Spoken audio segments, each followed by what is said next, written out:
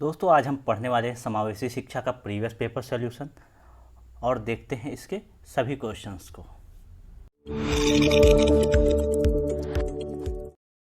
Welcome to वाह गुरुजी दोस्तों। तो चलिए चलते हैं अपने पहले क्वेश्चन की ओर। पहला क्वेश्चन है सामान्य बच्चे होते हैं। तो सामान्य बच्चे कौन से होते हैं? जिनका IQ 90 से 110 के बीच में होता है। फिर दूसरा क्वेश्चन है किसने विशिष्ट आवश्यकता वाले बच्चों को दुर्लभ गुणों वाला बच्चा बताया है? तो ये कथन है हेविट का। तीसरा क्वेश्चन है आंशिक शारीरिक रूप से अक्षम बच्चों को विभाजित किया जाता है। तो आंशिक शारीरिक रूप से जो अक्षम बच्चे होते हैं इनको जो है 4 वर्गों में विभाजित किया जाता है। पहला है आपका, पहला कौन सा होता है? दृष्टिबाधित। पहला दृष्टिबाधित। फिर आता है श्रवण बाधित। तीसरा है वाक या वाणी। और चौथा होता है आपका अस्थिबाधित। इस प्रकार से ये चारों हो गए। चौथा क्वेश्चन है आंशिक दृष्टिबाधित वाले बच्चे पढ़ सकते हैं। तो देखिए ये बच्चे जो होते हैं अगर बड़ा लेटर लिखा हुआ है तो उसको पढ़ सकते हैं और लगभग 20 फीट की दूरी तक देख भी सकते हैं। तो इनके लिए जो होता है उत्तल लेंस की सहायता से ये बच्चे पढ़ सकते हैं। पांचवा क्वेश्चन है श्रवण दोष से ग्रसित बच्चों में दोष हो सकता है। कान के बाहर, कान के अंदर, कान के मध्य, तीनों जगह हो सकता है। तो इसका आंसर सही हो जाएगा उपयुक्त तीनों। पूर्ण अथवा गहन श्रवण बाधित बच्चों का सुनने का डेसिबल स्तर होता है।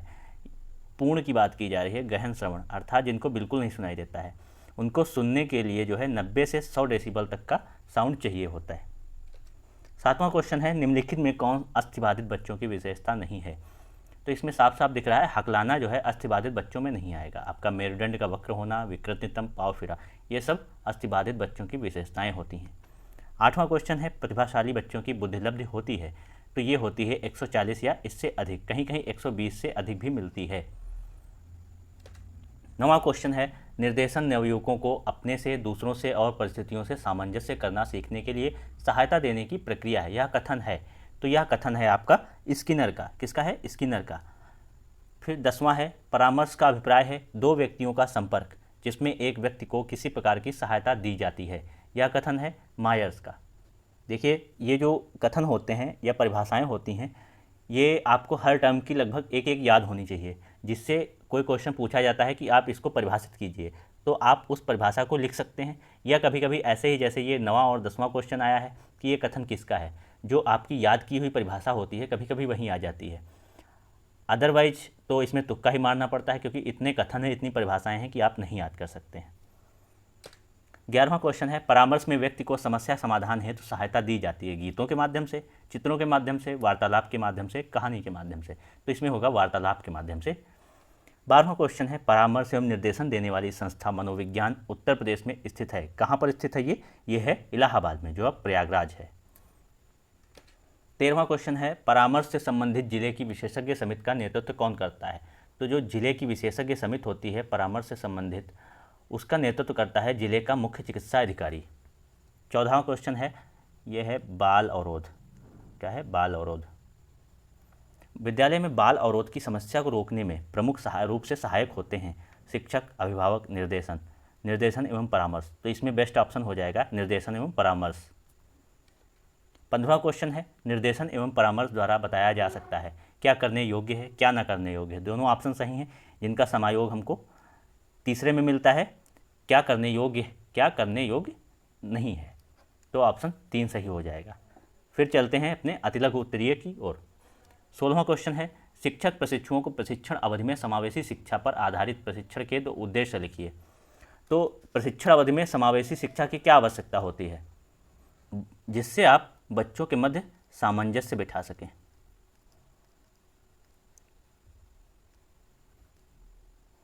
और दूसरा क्या रहेगा कि बच्चों में भेदभाव न करें, एक समान व्यवहार करें, समानता का व्यवहार रखें। ठीक है, 2 उद्देश्य ये लिख दीजिएगा आप। 7वां क्वेश्चन है समावेशी शिक्षा के अंतर्गत किस प्रकार के बच्चे आते हैं? तो पहला है सामान्य बच्चे और दूसरे होते हैं विशिष्ट बच्चे। समावेशी शिक्षा के अंतर्गत जो है दोनों प्रकार के बच्चे आते हैं, सामान्य और विशिष्ट, दोनों प्रकार के बच्चे इसमें आते हैं। आप लिखना चाहें तो विशिष्ट के पार्ट करके भी लिख सकते हैं, जो बच्चे विशिष्ट प्रकार में आते हैं उनको लिख सकते हैं, या फिर सीधे आप लिख दिए सामान्य और विशिष्ट प्रकार के बच्चे समावेशी शिक्षा के अंतर्गत आते हैं। 18 क्वेश्चन है, सामान्य बच्चों में कौन कौन सी मानसिक भिन्नताएं होती हैं। तो इसमें क्या होगा, पहली बात तो ये इनकी बुद्धिलब्धि जो होती है 90 से 110 के बीच होती है। दूसरी चीज़ क्या होती है, इनकी जो शैक्षिक उपलब्धि है वो अच्छी होती है, शैक्षिक उपलब्धि इनकी अच्छी होती है। फिर क्या होता है, ये जो है रोग मुक्त होते हैं और मस्तिष्क स्वस्थ होता है, जो मस्तिष्क है वो स्वस्थ होता है।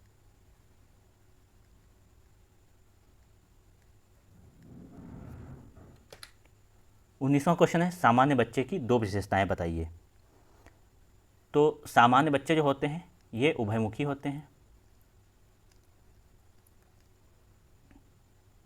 और क्या होता है, ये सामाजिक भी होते हैं, लोगों से मिलना जुलना पसंद करते हैं, तो ये सामाजिक भी होते हैं।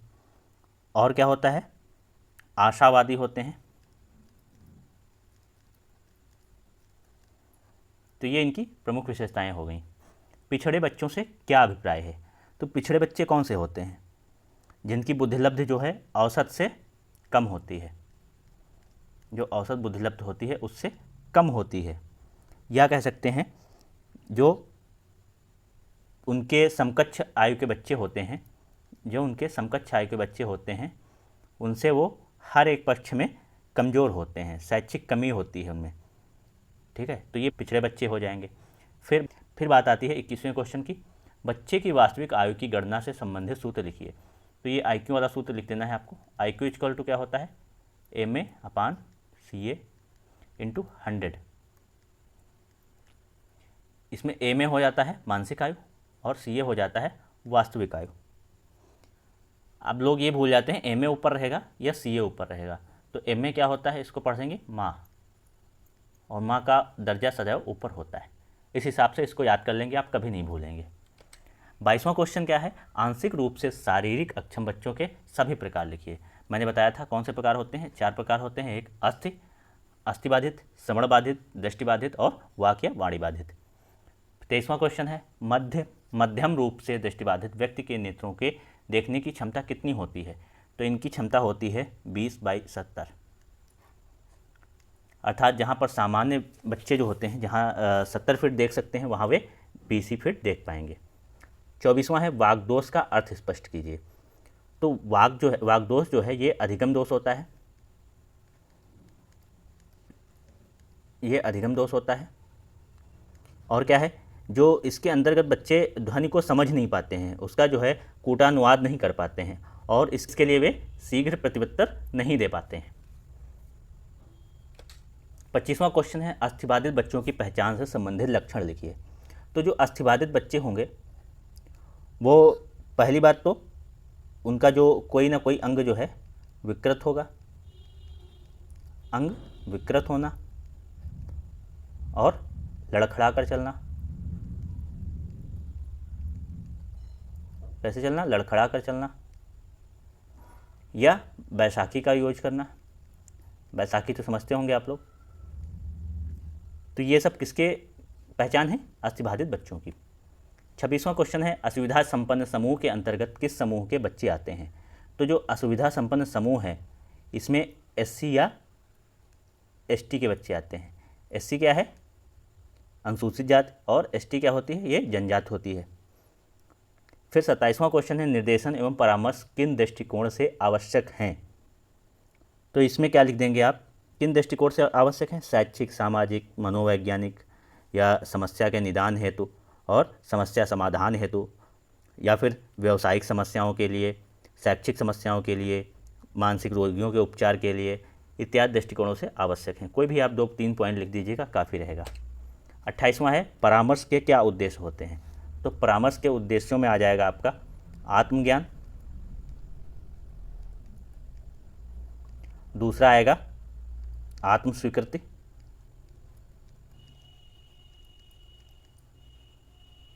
और तीसरा आ जाएगा आपका सामाजिक समरसता।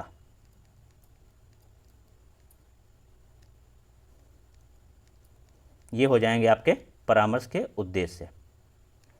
फिर 29वां क्वेश्चन है, डीजीपी का पूरा नाम लिखते हुए इसका आशय स्पष्ट कीजिए। तो सबसे पहले हेडिंग डाल देंगे डीजीपी का पूरा नाम। डीजीपी का पूरा नाम क्या होता है? Digital guidance psychology. क्या होता है? Digital guidance psychology. इसका आशय क्या हुआ? इसका जो तात्पर्य होता है ये हुआ कि विशिष्ट आवश्यकता वाले जो बालक होते हैं उनके मनोवैज्ञानिक स्तर के अनुकूल जो है डिजिटल तरीके से निर्देशन प्रदान करना इसका उद्देश्य होता है। तो इसका आशय इस प्रकार से आप लिख देंगे। फिर बात आती है 30वें क्वेश्चन की, पर्यवेक्षण क्यों आवश्यक है? पर्यवेक्षण ऐसे आपको बहुत टफ लग रहा होगा, इसकी आप इंग्लिश देख लीजिए, आपको सब समझ में आ जाएगा। पर्यवेक्षण होता है सुपरविजन। क्या होता है? सुपरविजन। सुपरविजन तो आप सब समझते होंगे। तो यह क्यों आवश्यक है ये बताना है। तो इसकी आवश्यकता जो है हमें शिक्षा के उत्पादन में वृद्धि करने के लिए है, शिक्षक अधिगम प्रक्रिया को सुनियोजित और सुसंगठित रूप प्रदान करने के लिए होती है, और क्या होता है कि जो शैक्षिक कार्यकर्ता हैं, शिक्षक हैं, छात्र हैं, इन सब में जो है समन्वय स्थापित करने के लिए भी इसकी आवश्यकता होती है, और शैक्षिक योजनाओं में इसकी होते हैं हमारे लिए, और बहुत चीज़ों में इनकी आवश्यकता पड़ती है। आपका ये 1 नंबर का क्वेश्चन है, 2-3 पॉइंट लिख देंगे, आपके लिए बहुत होंगे। अब आते हैं हम लघु उत्तरीय पे। तो 31वां क्वेश्चन देखते हैं, विशिष्ट आवश्यकता वाले बच्चों की पहचान कैसे करेंगे? विस्तार से समझाइए। तो इसमें आप विशिष्ट आवश्यकता वाले बच्चों की पहचान करनी है, तो इसमें पॉइंट वाइज लिख देंगे। पहला, सबसे पहले पॉइंट ये लिख सकते हैं कि ये औसत स्तर के बच्चे होते हैं उनसे भिन्न होते हैं, औसत स्तर से भिन्न। ठीक है। अब ये भिन्नता जो होती है ये किस रूप में होती है? ये पॉजिटिव भी हो सकती है और निगेटिव भी हो सकती है। ठीक। फिर अगर और पॉइंट की बात करें तो क्या होता है, इनमें जो है समायोजन की क्षमता कम पाई जाती है, ये सामाजिक नहीं होते हैं,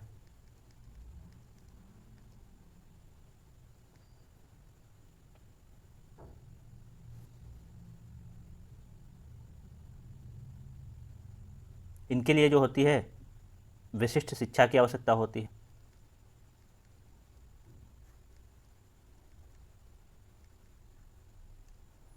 इस प्रकार से इनके पहचान लिख सकती हैं आप पॉइंट में या हेडिंग डाल के। 32वां क्वेश्चन है, धीमी गति से सीखने वाले बच्चों की विशेषताएं बताइए।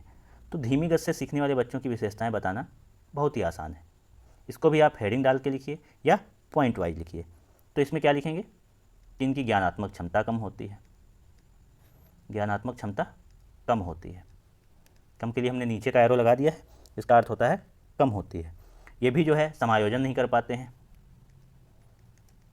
समायोजन नहीं कर पाते हैं, और सीखने की क्षमता मंद होती है, सीखने की क्षमता मंद होती है। कपड़े गंदे पहनते हैं, असुरक्षा की भावना रहती है इनके अंदर,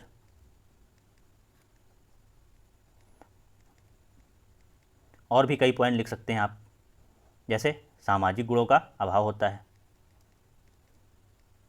सामाजिकता जो है नहीं पाई जाती, ये भी लिख सकते हैं, या सामाजिक गुणों का अभाव होता है। तो कई पॉइंट हैं, आप हेडिंग डाल करके या पॉइंट वाइज लिख देंगे। 33वां क्वेश्चन है, शैक्षिक रूप से पिछड़े बच्चों की शिक्षा की व्यवस्था कैसे करेंगे?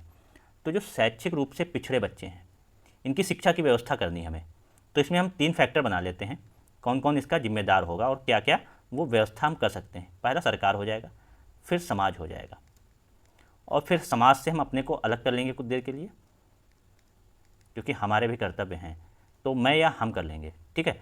फिर बात आती है हमें सरकार से क्या चाहिए कि शिक्षा व्यवस्था इनकी कैसे करें, तो इसके लिए विशिष्ट विद्यालयों की स्थापना कर दें, विशिष्ट विद्यालयों की स्थापना हो जाए, जिससे इनकी शिक्षा व्यवस्था में सुधार लाया जा सकता है।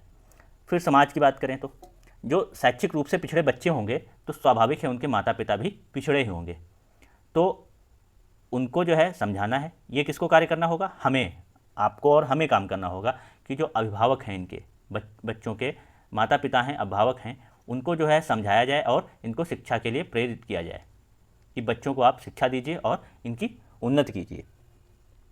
ठीक है, समाज से क्या कर सकते हैं, समाज और हम दोनों मिलकर कर सकते हैं, आर्थिक सहायता कर सकते हैं। ठीक है, और शुल्क में छूट कर सकते हैं, शुल्क में छूट कर सकते हैं। ठीक है, फिर 34वां क्वेश्चन आएगा, श्रवण बाधित बच्चों की पहचान से संबंधित लक्षणों का उल्लेख कीजिए। तो जो श्रवण बाधित बच्चे होते हैं इनकी पहचान कैसे करेंगे आप? तो पहली बात तो ये कुछ ज़्यादा ध्यान देकर बातें सुनते हैं, ध्यान देकर बातें सुनते हैं, और जब सुनेंगे तो आप देखे होंगे कि एक तरफ तिरछा रहते हैं, तिरछा होकर सुनते हैं। फिर और क्या कर सकते हैं, ये जोर से बोलते हैं। ये जोर से क्यों बोलते हैं? क्योंकि इनको लगता है कि सामने वाले को भी नहीं सुनाई दे रहा है। चौथा हम लिख सकते हैं उच्चारण दोष होता है। उच्चारण दोष क्यों होता है? जैसे मान लीजिए कोई बचपन से श्रवण बाधित है, ठीक, अब उसने ऊ या था या का जो भी हो उसको सही से उच्चारण उसका सुन ही नहीं पाया है वो, तो वो बोलेगा कैसे?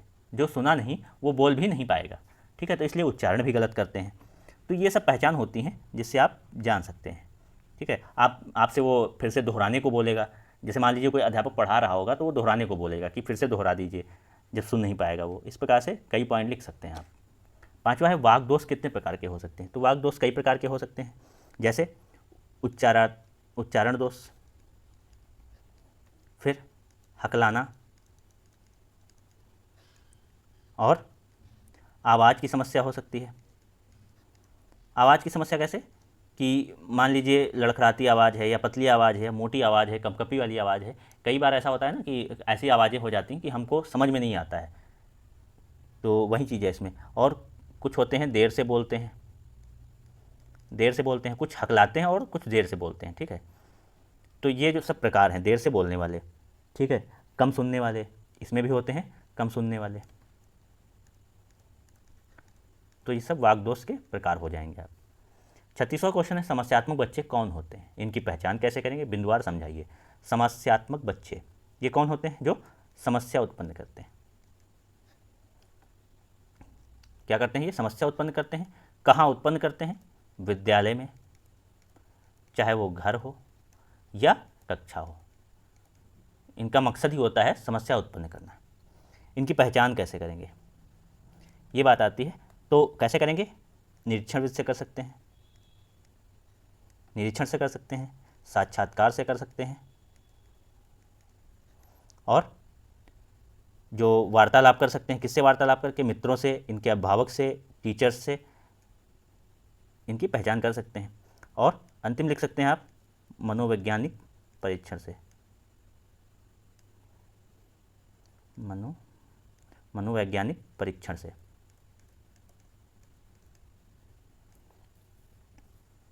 37वां क्वेश्चन है निर्देशन का अर्थ, उद्देश्य, आवश्यकता एवं क्षेत्र की विस्तृत व्याख्या कीजिए। 2 नंबर का क्वेश्चन है, पूछा जा रहा है निर्देशन का अर्थ, उद्देश्य, आवश्यकता एवं क्षेत्र की विस्तृत व्याख्या।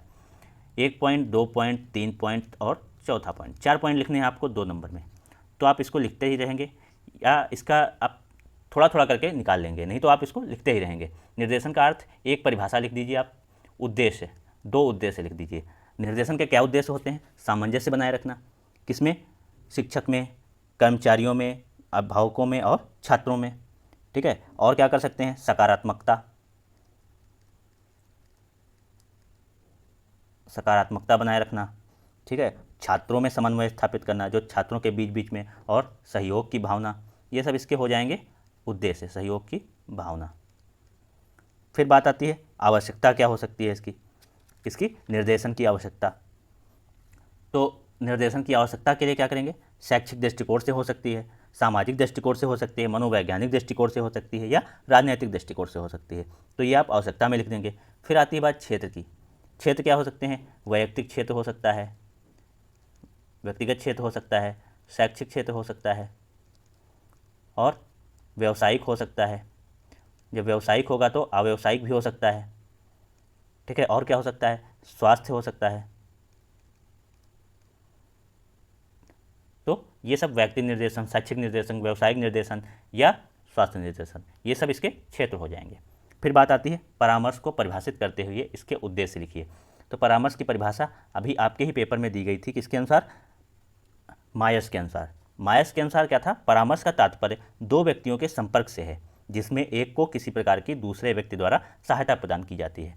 इसको आप सरल तरीके से ऐसे समझ सकते हैं, कोई भी आपका दोस्त कांड करता है और आप दूसरे व्यक्ति हैं, आप इनको क्या करते हैं, परामर्श दे करके इनकी समस्या खत्म कर देते हैं। अक्सर होता है ये, ठीक है। तो यही होता है परामर्श, और इसका उद्देश्य क्या हुआ, समस्या को सॉल्व करना, ठीक, समस्या को समाप्त करना और सामंजस्य बिठाना। और क्या उद्देश्य हो सकते हैं, शैक्षिक प्रगति हेतु प्रयास करना,